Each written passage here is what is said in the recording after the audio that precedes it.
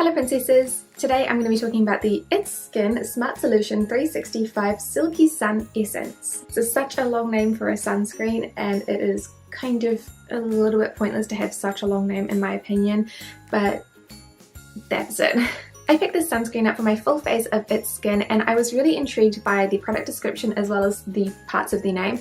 Generally something that's marketed as like a sun essence or essence type sunscreens work really well for my skin because they are a lot thinner and a lot more cosmetically elegant, so I was extremely intrigued by this one. So the product description says, blocks UV rays completely without burden, 365 days.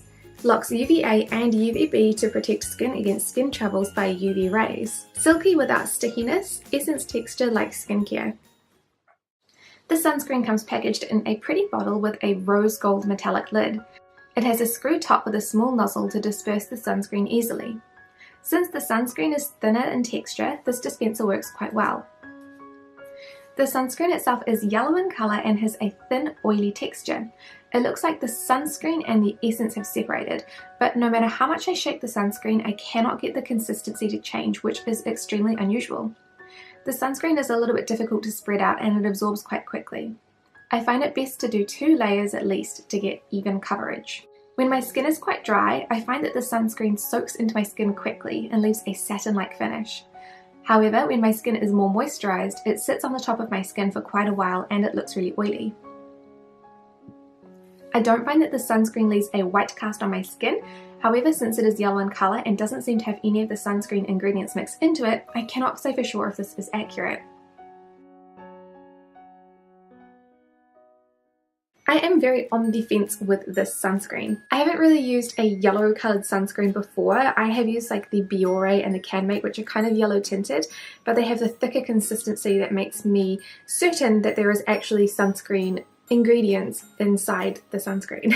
Whereas with this sunscreen, it's basically like a yellow oil and I can see tiny bits of white particle floating in it sometimes, but not always, which leads me to think that the essence and the sunscreen ingredient itself have separated and I'm only really getting the essence on my face. But no matter how much I shake it, or I left it like tipped down for 24 hours to see if the sunscreen parts were like at the bottom, nothing changed and it still just looks like white oil.